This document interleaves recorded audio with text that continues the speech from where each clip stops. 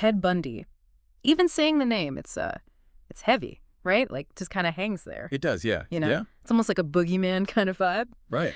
But he wasn't the most prolific serial killer. And as we know from that YouTube video transcript that you sent, he wasn't the most violent. Right. So what was it about Bundy's crimes and his story that really captured people, the public imagination, in a way that few others have? Yeah. And that's our mission today. Okay. We're diving deep into Ted Bundy, trying to separate fact from fiction and understand why he remains such an unsettling figure in true crime, all these years later. Yeah, you're right. And I think his notoriety is perplexing in a way, right? Like, it's almost like this morbid fascination, even now, decades later. And I wonder if part of it is just that very human need to try to find the why behind evil. Like, we want to believe there's an explanation, a turning point that can help us make sense of something that is ultimately senseless. Yeah, and I think that often leads us back to childhood. Sure. And in the case of Ted Bundy, the YouTube video you sent does touch upon some unsettling incidents from his early life. Things like cruelty to animals. There's that story about him, like, placing knives around his sleeping aunt. Right. I mean, are these early signs? Or is it dangerous to draw a direct line between incidents like that in childhood and then the crimes he would later be convicted of? Right. It's tempting to look at those incidents and go, aha, that's where it began. But while those behaviors can be indicative, I think, of some deeper issues, childhood cruelty in and of itself doesn't create a monster. I mean, it's far more complex than that. Right. But there are other aspects of his early life that I think definitely add to the puzzle, for sure. And you're talking about the family secret. Yeah. Finding out, discovering at 15 that the people that he thought were his parents were actually his grandparents. And that his mother, that she'd been presented to him as his sister. Exactly. And I mean, that's a seismic revelation at any age. Yeah. But, during those formative adolescent years, I mean, to realize that your entire family structure was essentially like a carefully constructed lie. It forces you to question everything, right? And it also kind of feeds into this pattern of deception, this pattern of, like, manipulating reality that we see throughout Bundy's life. It's almost like he internalized that deception and made it his own. Possibly, yeah. Yeah. Even if subconsciously. Yeah. And I think that's part of what makes Bundy so fascinating and so terrifying. Because while all of this internal turmoil is brewing, outwardly he was, the golden boy. Described as charming, handsome, intelligent, went to university, had girlfriends. Worked at a suicide hotline. Right. Which really, that detail really struck me from the video. It seems almost unimaginable given what we know about his crimes. It's a crazy juxtaposition, isn't it? Yeah. You've got Bundy working in a suicide hotline. He would have encountered people at their most vulnerable, seeking connection, seeking support. And it makes you wonder, did that understanding of vulnerability, of people's deepest fears and needs, did it actually make him a more effective predator? Yeah. I mean, it's a disturbing question to consider. It's terrifying, really. And it speaks to this terrifying duality of his character. Because it wasn't just that he was pretending to be charming and normal to lure victims. That was part of who he was. Which brings us to his relationship with Elizabeth Kendall. Right. They dated for years. And from what you sent me, it sounds like she even suspected him of being involved in these murders. Right. Can you imagine being in her shoes, trying to reconcile the man you love with these horrific crimes that you suspect he might be capable of? Yeah. It highlights how difficult it can be to accept the possibility that someone we're close to, someone we care for, could be capable of such monstrous acts. Yeah. We instinctively want to believe in their goodness, even when we'd be faced with evidence to the contrary. It's human nature, I guess, but in Bundy's case, it unfortunately had tragic consequences. Yeah. So we have this seemingly average guy living this double life, but as we start to delve deeper into the timeline of his crimes, a really terrifying pattern emerges. The video mentions that his first, known violent act took place when he was 21, attacked a woman walking home, left her unconscious. But we know this was just the beginning. His crimes escalated. They became more frequent, more brazen. And his methods, his MO evolved too. Yeah. So early on, it was more about opportunity, right? Attacking, late at night. Right. But as time went on, he began abducting women in broad daylight and using these, really elaborate ruses to gain their trust. The video detailed some of those, and it's chilling. Faking injuries, Right. wearing a sling, crutches, asking for help, carrying something to his car. He even impersonated authority figures. Yeah, like that a police officer. Or a firefighter. Oh, it's awful. It's awful. And it's all about preying on those good instincts, right? People's willingness to help. He understood that by appearing vulnerable or, someone in a position of authority, he could disarm people, make them less likely to question him, question his motives. And tragically, it worked over and over again.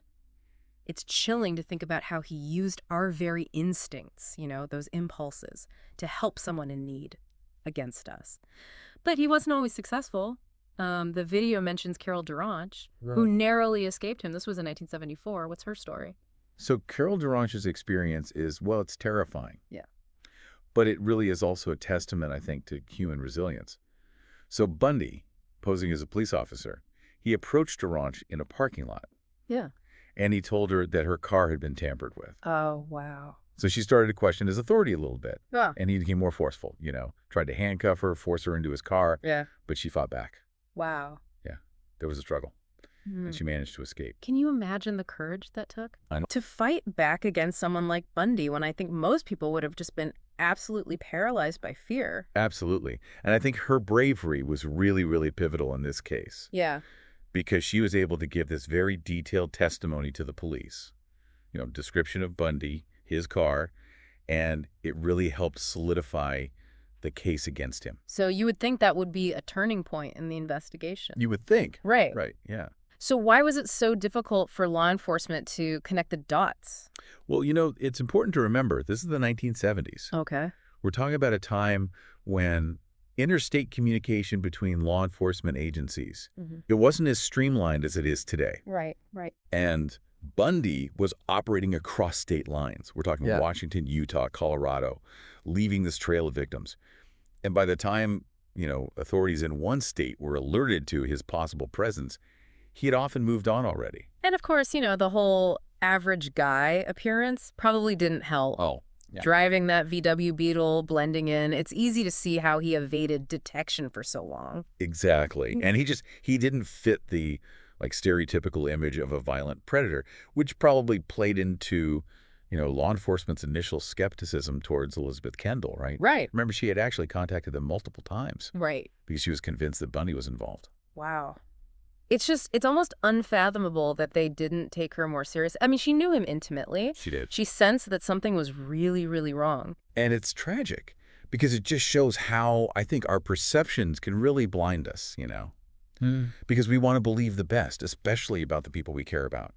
And Bundy, with his charisma and this carefully constructed facade of normalcy, he exploited that. So Bundy's cross-country rampage continues, but even the most cunning criminals, they make mistakes. And finally, in August of 1975, the video you sent mentions that he was finally apprehended. He was. So how did it happen? How did they finally catch him? It's almost funny because it was so mundane. Really? He was pulled over in Utah.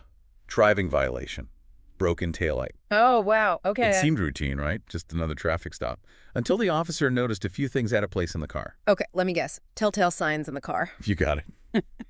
So the officer noticed that the front passenger seat was missing. And a search of the car revealed, get this, a ski mask, rope, handcuffs.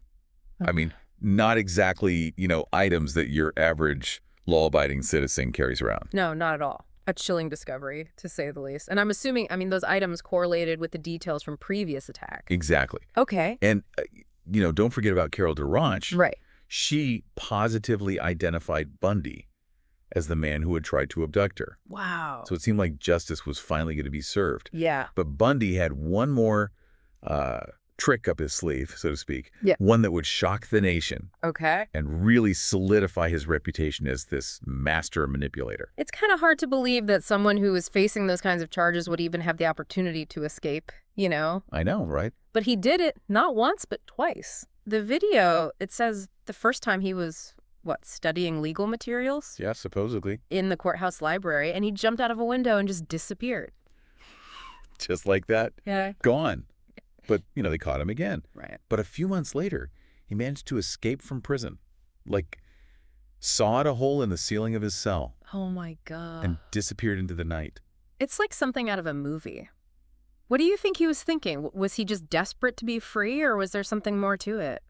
It's hard to say for sure, but it is interesting, right, that after each escape, his crimes actually escalated. Mm. It's like those escapes, they emboldened him. Like he really started to believe he could outsmart anyone.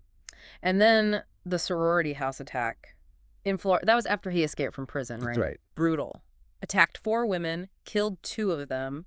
It just shows you, I mean, the level of violence he was capable of. It's terrifying. And this time, there was no doubt about his identity. They found a ton of evidence at the scene. The bite mark evidence, especially. Right, because they matched that to him. Which is, I mean, bite mark analysis was relatively new at the time, right? It was cutting edge. Yeah. And it played a huge role in finally catching him. Wow. But even facing the death penalty, he still tried to manipulate the situation. The video you sent, it really gets into what a media sensation his trial became. Oh, yeah. It was the first televised trial in U.S. history. And Bundy, being Bundy, he used that. Of course. He insisted on being his own lawyer. Because Yeah. he loved the attention. Right. And it gave him a chance to control how people saw him. It's like, what was his goal there? What was he hoping to achieve? Maybe he thought he could actually get away with it. Really? Or maybe, I don't know, he just wanted to stay relevant, even if it was in a negative way. It's mind-blowing. It is. And then, even at the very end, he kept playing games, right? Confessing to some crimes, but not all of them. Right. And dragging out the appeals process. Yeah. Anything to hold on to a little bit of power. It's awful, but I guess not all that surprising considering everything else we know about him. The whole thing is just so disturbing and sad. Yeah. It really makes you think, about how we judge people, how we can be so easily fooled by appearances. It's true. We all want to believe that we can spot a Ted Bundy, that evil has a certain look. Right. But the truth is, it doesn't. Bundy taught us that. Hmm. He was charming, he was smart, he could blend in anywhere, and that's what made him so dangerous. Absolutely. Well, this has been a chilling deep dive, to say the least, but it's important to learn about these things, and you've given us a lot to think about, so thank you for sharing your expertise with us. Of course. Thank you for having me. And to all of you listening, we hope this deep dive into the mind of Ted Bundy has given you, well, a lot to think about. Stay safe out there. And remember, things aren't always what they seem.